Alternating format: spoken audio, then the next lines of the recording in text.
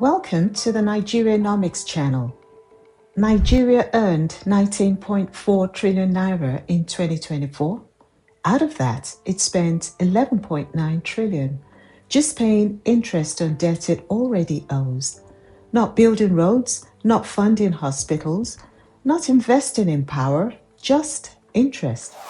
Welcome to the debt machine. To understand Nigeria's debt problem, you don't start with debt. You start with revenue. Because the real question is not how much a country owes, it's how much it actually earns. And that leads to the central argument of this episode. Nigeria's debt problem is not just about borrowing. It is about the gap between what the government earns and what it is structurally required to spend. And until that gap is closed, borrowing does not stop. In 2024, the federal government generated 19.3 trillion in total revenue. That was a 149% increase year on year, driven by higher oil prices, Naira devaluation, which inflated the Naira value of dollar earnings, and improved tax collection. On paper, that looks like progress. But now, place that next to spending. That same year, Nigeria spent 28.7 trillion naira. That gap is the deficit. Now step back further. Nigeria's revenue to GDP ratio is just 8 to 9%. That is one of the lowest in the world for an economy of this size. Compare that to South Africa, which is over 25%, Ghana around 15%, developing economy average 20 to 25%. What you are looking at is a country of over 200 million people being run on a revenue base that is structurally too small. This is where the conversation changes, because Nigeria's problem is not simply that it spends too much. It is that it collects too little. Where does the money come from? In 2024, oil revenue 6.1 trillion, which is 32%. Non-oil tax 4.5 trillion, which is about 24%. Then government-owned enterprise revenue at 8.32 trillion, which is 43%. At first glance, that suggests diversification, but look closer. A significant portion of non-oil revenue is still tied to oil sector activity. So the shift is real, but not as clean as the headline suggests. Why is revenue so low? Because structurally, Nigeria is difficult to tax. 50 to 65% of economic activity is informal. Enforcement capacity is weak. Tax exemptions are widespread. Compliance culture is limited. And fiscal responsibility is fragmented across 36 states. The government has set a target to increase tax to GDP to 18%. But as it stands, there is no credible roadmap for how that happens. Now look at the other side of the equation, spending.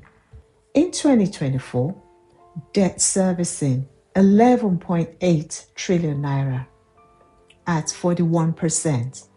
Non-debt recurrence 7.3 trillion naira, that's 25%. Capital expenditure 7.7 trillion naira, which is 27%. Statutory transfers 1.7 trillion naira at 6%. Total spending 28.73 trillion. Now here's the key insight. When you combine debt service, salaries, and overheads, you get over 70% of total expenditure. That means the majority of government spending is already locked in. So when revenue underperforms, government has very limited room to adjust. It cannot stop paying salaries or stop servicing debt. So what gets cut? Capital expenditure, which means Roads don't get built, hospitals don't get funded, infrastructure slows down, and the effect is gradual, but deeply structural. Look at 2025. This is where it becomes critical.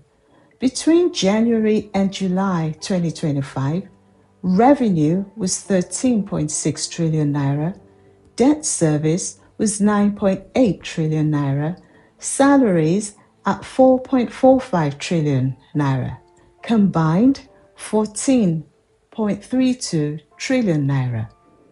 That is more than total revenue. So in practical terms, Nigeria could not fund its basic obligations without borrowing. Once spending exceeds revenue, the system moves to borrowing. In 2024, Nigeria spent about 4% more than it earned relative to the size of its economy. In 2025, Nigeria is expected to spend between 18.6 trillion naira and 20 trillion naira more than it earns, the largest in Nigeria's history. How is that gap financed? Through three main channels: domestic borrowing, which is treasury bills, FGN bonds, and sukuk. In 2025 alone, 15.3 trillion naira was raised domestically. But here is the issue. Interest rates have been extremely high. The monetary policy rate peaked at 27.5% in late 2024, meaning domestic borrowing is not just frequent, it is expensive. The second source is external borrowing from global lenders like the World Bank, the African Development Bank, and international investors through Eurobonds. In 2024, Nigeria raised $2.2 billion. In 2025, another $2.35 billion at interest rates approaching 9%. A third way is the ways and means, which is the CBN financing. This is the government borrowing directly from the central bank, effectively printing money. It became Nigeria's most controversial fiscal tool under the past government of Buhari. By 2023, the total debt had reached 23.3 trillion naira, and most of it has since been restructured into long-term debt. But the impact remains because this is effectively money creation, and that feeds directly into inflation. Now we arrive at the core issue. How much of Nigeria's income is going into servicing debt? The global benchmark is simple. Countries should not spend more than about 30 to 40% of their revenue servicing debt. Nigeria is far above that. It was about 80% in 2022, 78% in 2023, spiked to as high as 162% in early 2024 on a retained revenue basis, settled around 69% for the full year, and was still above 100% in the first quarter of 2025. The exact figure varies depending on how revenue is defined, but the pattern is consistent. Nigeria is operating at 2 to 4 times safe levels. What does this mean in reality? It means Nigeria is increasingly borrowing to survive, not to invest. The evidence is visible. Capital budgets are under-executed. Over 90% of planned capital releases were not disbursed in 2025.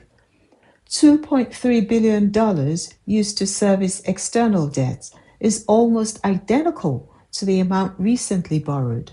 So the system begins to loop: borrow, repay, borrow again.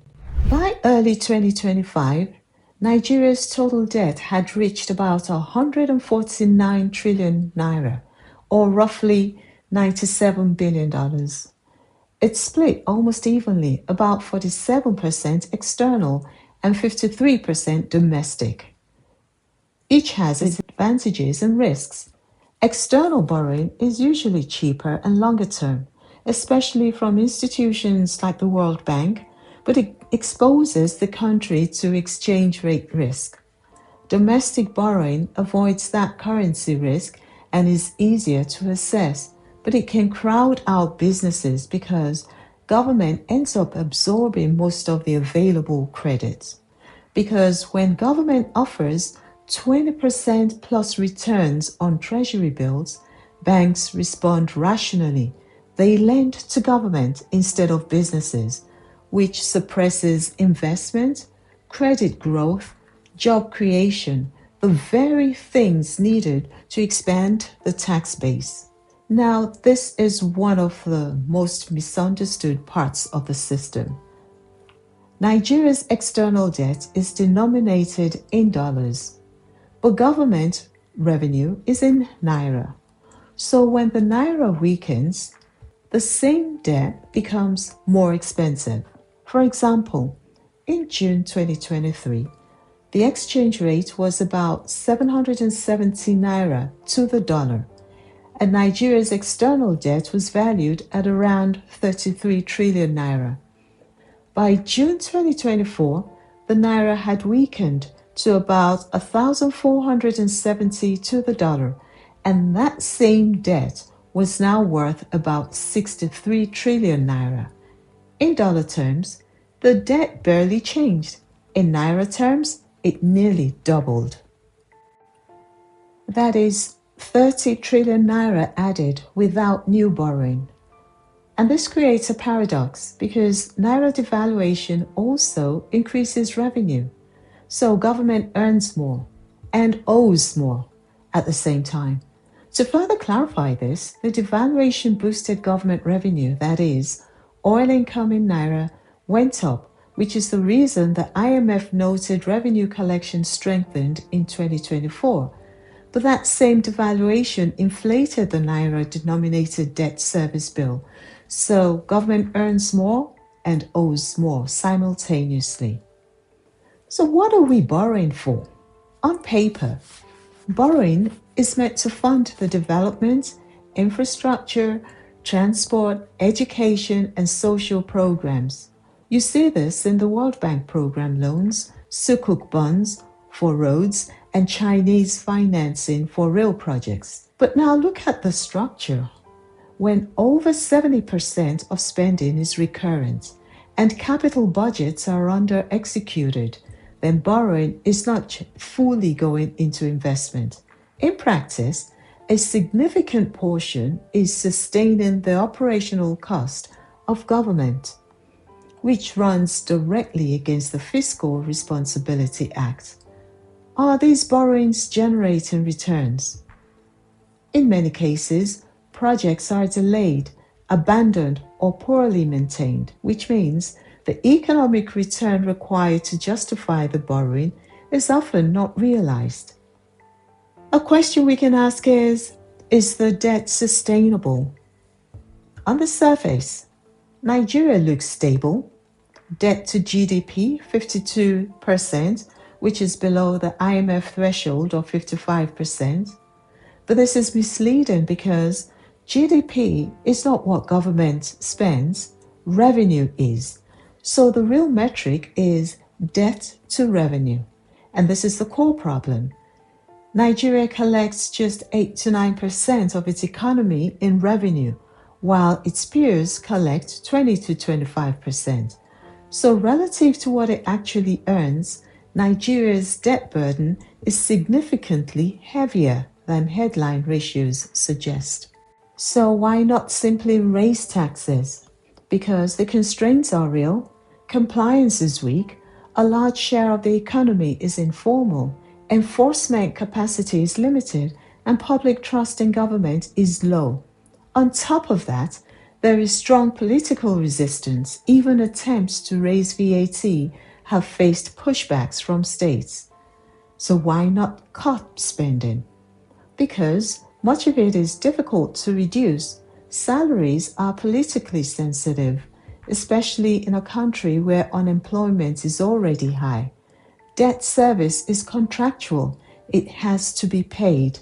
And politically, governments are unlikely to pursue austerity measures as elections approach. To be fair, the government would argue that reforms are underway.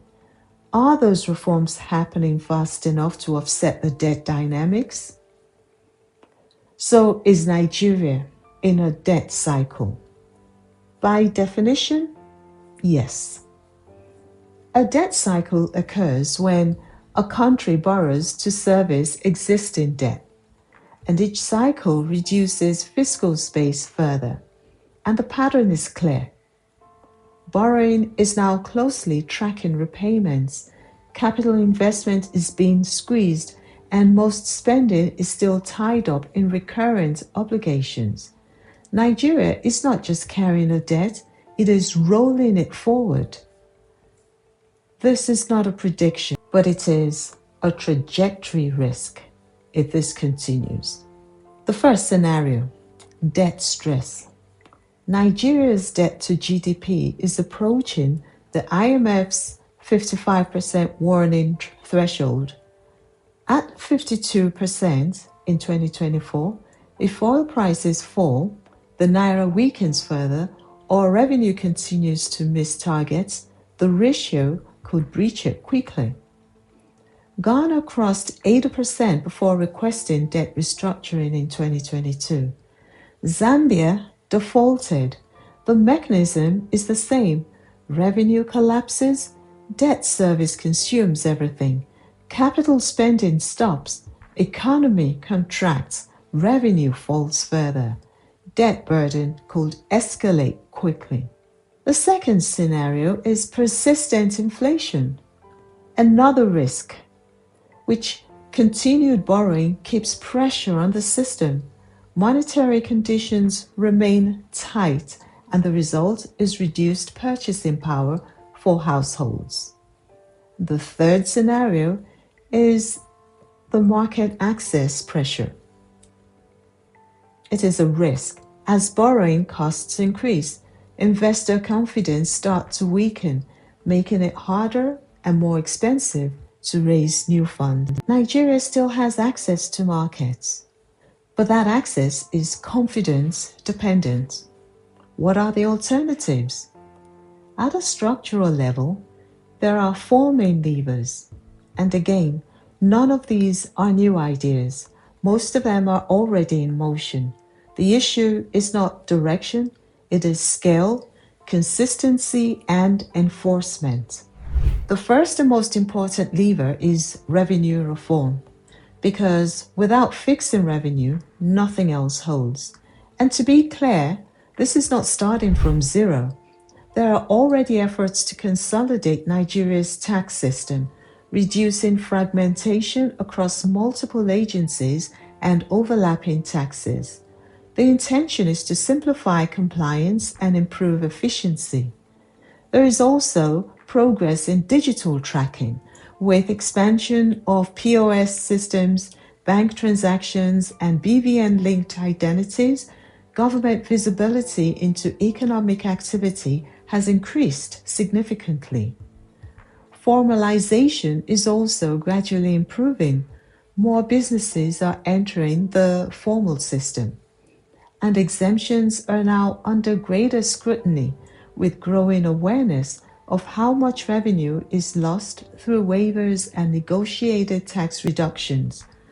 But despite all of this, the impact has not yet been large enough to fundamentally shift Nigeria's revenue base. The gap between what the government earns and what it needs still remains. The second lever is spending efficiency. Again, this is not a new conversation. Efforts have been made to clean up the payroll system, particularly through platforms like the IPPIS, known as IPIS, to eliminate ghost workers. There have also been repeated calls to rationalize ministries, departments, and agencies, many of which have overlapping mandates and high administrative costs. And the Fiscal Responsibility Act already sets clear rules. including restrictions on borrowing for recurrent expenditure. But the issue is not the absence of frameworks, it is the enforcement. Ghost workers have not been fully eliminated. MDA restructuring remains limited, and the fiscal rules are rarely applied with consequences. So spending inefficiencies persist and continue to absorb resources that could otherwise be redirected into productive investment. The third lever is asset monetization, and this is one of the most underutilized options.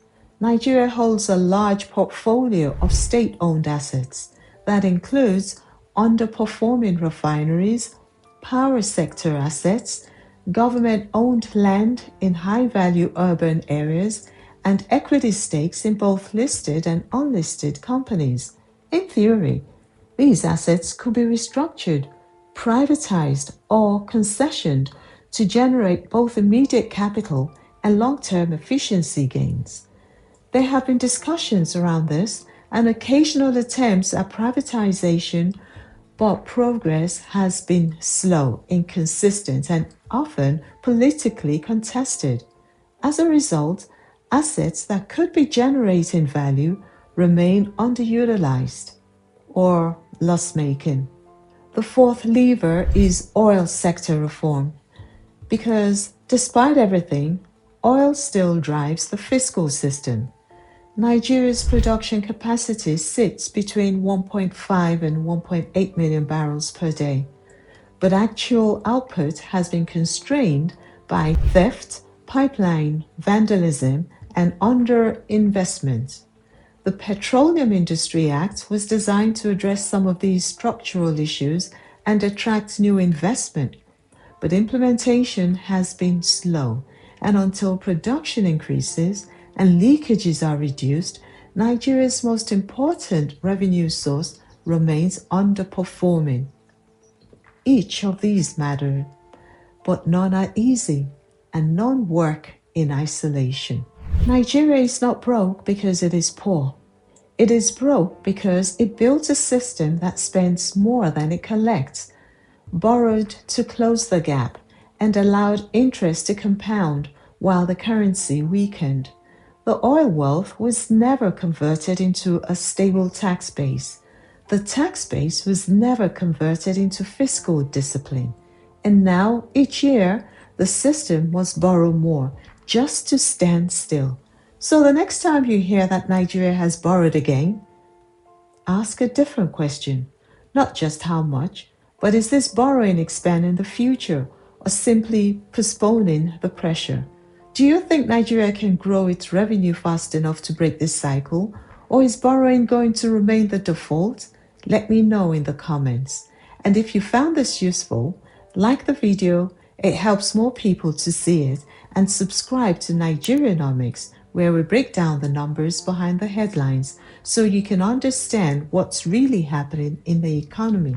This is Adeola Komolafe Oluem, and this is Nigerianomics. Thank you for watching.